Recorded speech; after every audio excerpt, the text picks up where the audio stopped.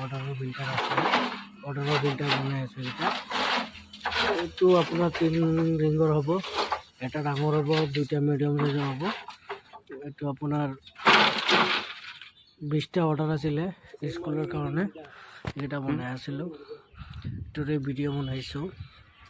আপোনালোকৰ যদি ফিল্টাৰ লাগে ডাঙৰ 200 লিটাৰী 100 লিটাৰী, আপোনালোকে অৰ্ডাৰ দিব পাৰে, বনাই দিম।